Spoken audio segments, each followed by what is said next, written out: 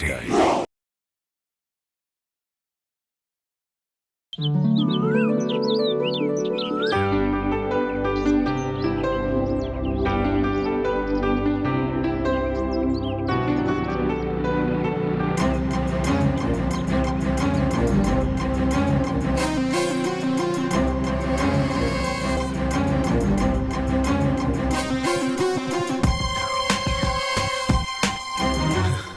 కవిత, కవిత,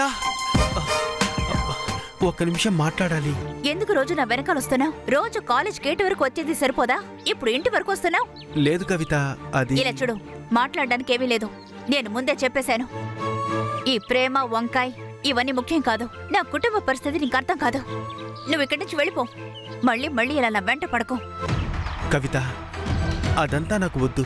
నువ్వే నాకు కావాలి. నేను నిన్న ఆ రేంజ్కి లవ్ చేస్తున్నాను. ఇలా చూడు మణి, రోడ్డు మీద నుంచొని ఇలా మాట్లాడి పని పెట్టుకోవద్దు. ఎవరైనా చూస్తే తప్పుగా అనుకుంటారు.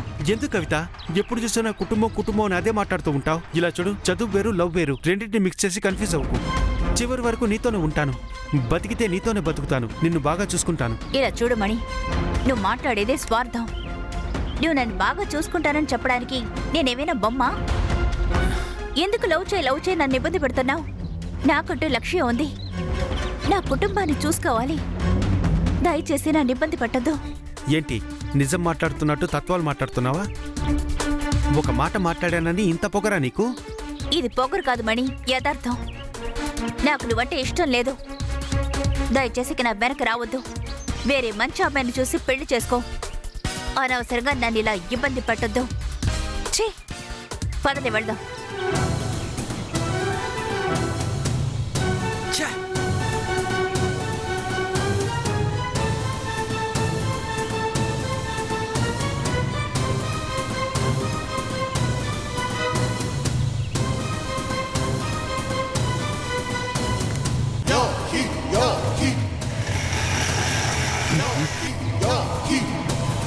నేను వెళ్తున్నా. నాతోనే ఇంత పొగరుగా మాట్లాడతావా? హేయ్, నువ్వు కాలేజ్ ఫినిష్ చేసుకుని ఇంటికి వెళ్లేలోగా నీ మొహం మీద యాసిడ్ పోసి మొత్తం మారుస్తానే. నీకు నువ్వుగా నాతో వస్తావుగా.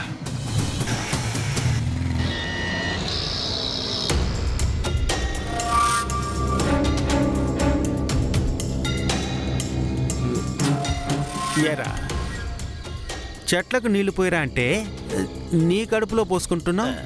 అదంతా వదిలేయన్నా. ఏరా? అవును, నువ్వు రోజు ఒక అమ్మాయి వెనకాల తిరిగావు కదా. ఏంటన్నా కదా? ఆ అమ్మాయి నీకు ఓకే అయిందా?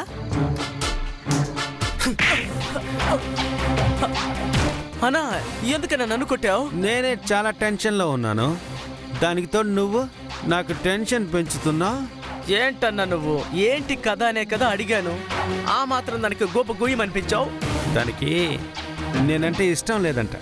దానికి ఎలాంటి వాడు కావాలంట? ఆ అమ్మాయి నన్ను చూస్తేనే ఒక విధంగా గేలి చేస్తున్నట్టుంది. దానికి తాను చాలా అందంగా ఉన్నానని పొగర్రా. అన్నా, ఆ అమ్మాయి అందంగా ఉంది, తుల్లి పడుతోంది. నేనొక నిజం చెప్పనా? ఏంటి? నువ్వు చూడ్డానికి రౌడీలా ఉన్నావన్నా. తిరగడం కూడా రౌడీలాగే తిరుగుతున్నావు. ఆ అమ్మాయి కోరుకునేది ఒక ప్రభాసు, అల్లు అర్జున్ లాంటి వాళ్ళని. నిన్ను తను ఒప్పుకోదన్నా. ఇలాగే గేలి చేస్తూ పోతుంటుంది. అన్నా, మళ్ళీ గోప గొయ్యమనిపించుకో.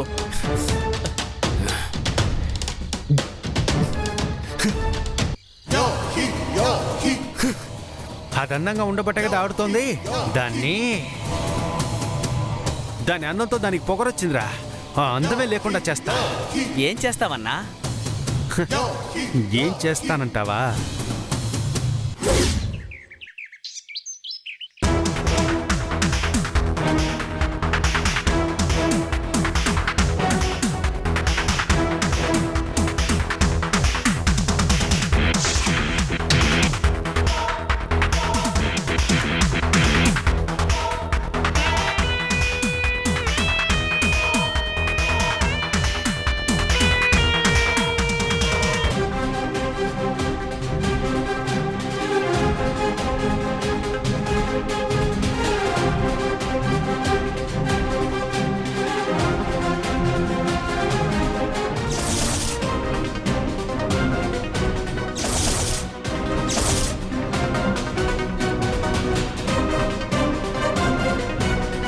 మణి, నీకసలు బుద్ధి రాదా?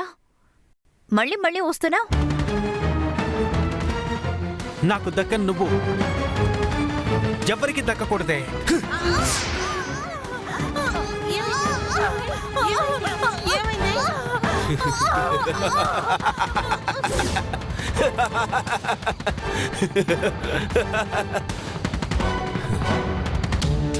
అదే చేస్తానురా. దాని మొహాన్ని చెడగొడతాను. ఆ అందమే లేకుండా అంతం చేస్తాను. అందమే లేని తన్ని ఈ ప్రపంచమంతా అసహ్యంగా చూడాలి. నేను దాన్ని అలా చేస్తానురా.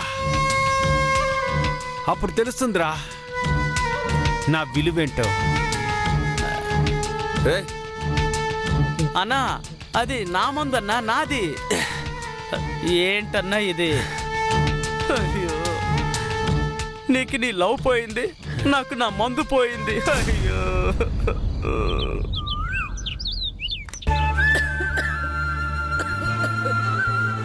అమ్మా, ఇప్పుడు ఎలా ఉంది? నైట్ అంతా తగ్గుతూనే ఉన్నావని నాన్న చెప్పారు. రామ్మ, హాస్పిటల్కి వెళ్ళొద్దాం. వద్దు కవిత, జలుబే కదా. హాస్పిటల్కి ఏం వద్దులే, నువ్వు కాలేజీకి వెళ్ళు, నేను చూసుకుంటాను. అమ్మా, ఏం మాట్లాడుతున్నావు అమ్మా? నేను ఇలా వదిలేసి నేను కాలేజీకి వెళ్ళి ఎలా కుదురుతుంది? నువ్వే మన కుటుంబానికి ఒకే నమ్మకం. నువ్వు బాగా చదువుకొని పెద్ద అధికారిగా రావాలి. అప్పుడు మన పేదరికం పారిపోతుంది. అదేనమ్మా నాకు మందు. సరేమ్మా, కాలేజ్కి వెళ్ళొస్తాను. నీ ఖర్చుకి డబ్బులున్నాయా? అమ్మా, వద్దమ్మా, నాకెందుకు డబ్బు? నిన్నిచ్చిన డబ్బే బ్యాలెన్స్ నా బ్యాగ్లో ఉంది. నువ్వు ఈ డబ్బుతో నోటికి రుచిగా ఏదైనా కొనుక్కొని తిను. సరే. అమ్మా, మంచినీళ్ళు తాగు. రేయ్, నీ కాలేజ్కి పెడుతున్నాను, నువ్వు దగ్గరే ఉండి అమ్మని జాగ్రత్తగా చూసుకో. సరే అక్క. వద్దమ్మా, తన ఉద్యోగానికి వెళ్ళనివ్వు. నువ్వు కూడా కాలేజీకి వెళ్ళమ్మా, నేను చూసుకుంటాను. నాకేమీ లేదు, నేను బాగుంటాను. నువ్వు వెళ్ళు. సరేమ్మా. నువ్వు కూడా వెళ్ళు, నేను చూసుకుంటాను.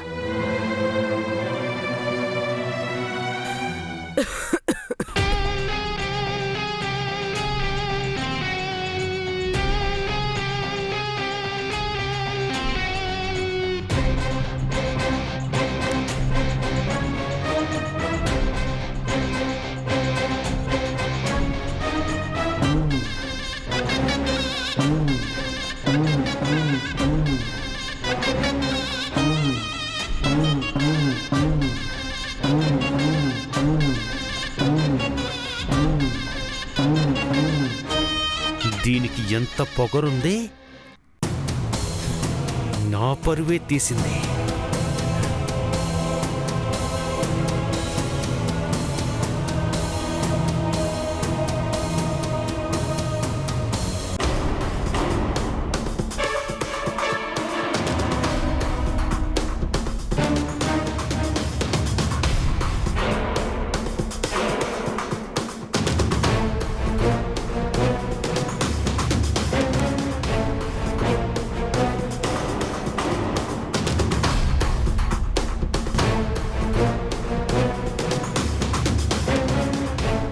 ఎవరు సార్ మీరు?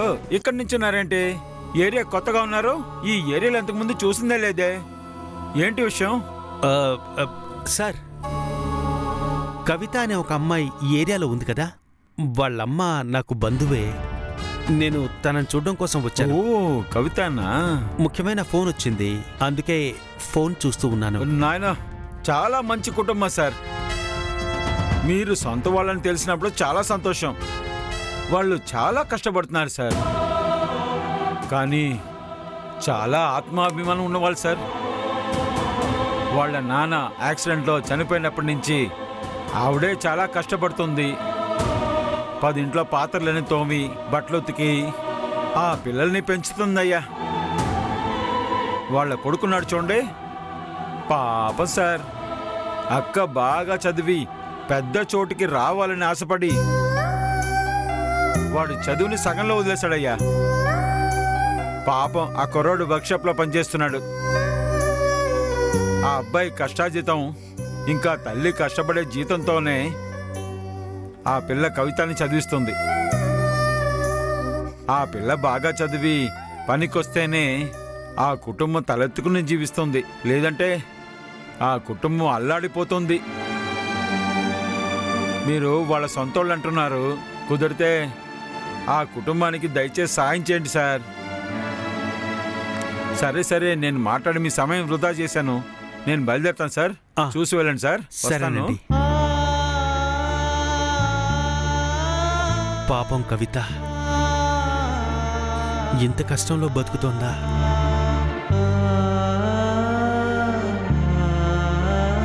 తన కోసం తన చదువును వదిలిపెట్టి వర్క్షాప్లో పనిచేస్తోందా? అక్క ఎదగాలని తను కష్టపడుతున్నాడు.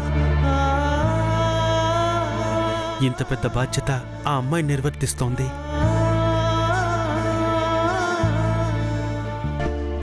అనవసరంగా లవ్ చేయని తన్ని ఇబ్బంది పెట్టి యాసిడ్ పోసే రేంజ్కు వచ్చేశానే. ఛా!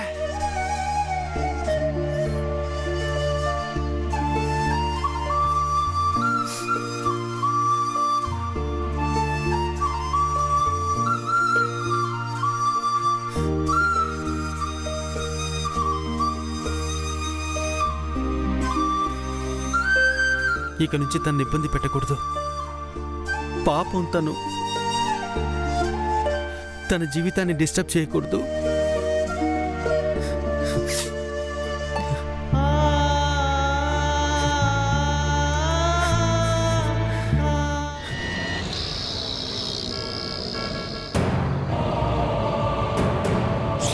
నాకు దక్క నువ్వు ఎవరికి దక్కకూడదే.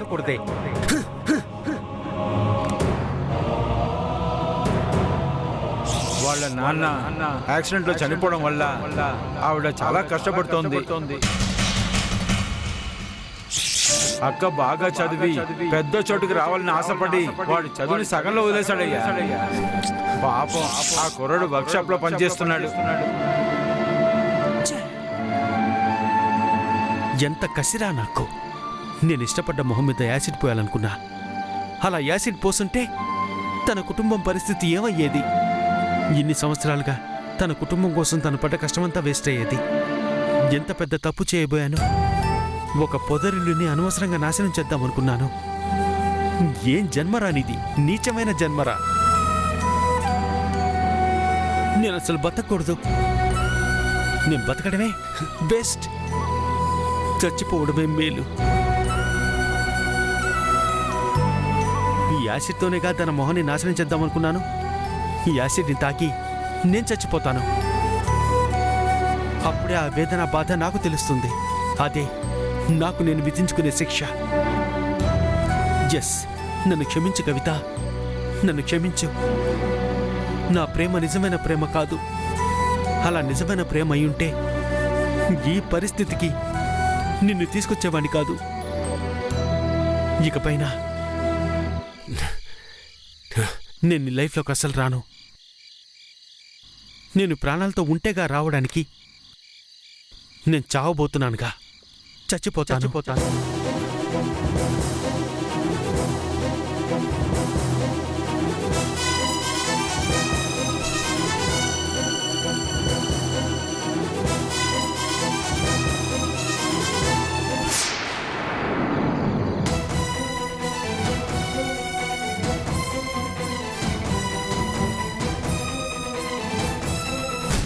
ఎవరు నువ్వు?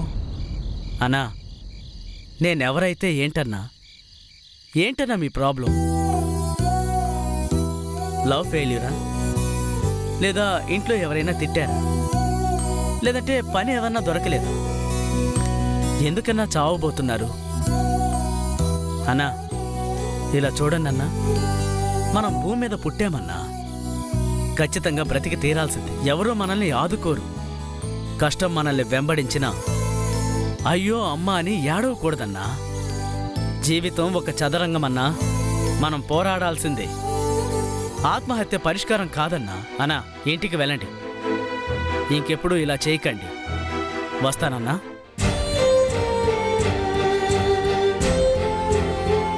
వీడెవరో నాకు తెలియలేదు. దేవుళ్ళ వచ్చి నా ప్రాణాలు కాపాడాడు. ఇకపైన ఎవరి జీవితాన్ని డిస్టర్బ్ చేయకూడదు. మనమేంటో మన బతుకేంటో అనుకుంటూ బతకాలి.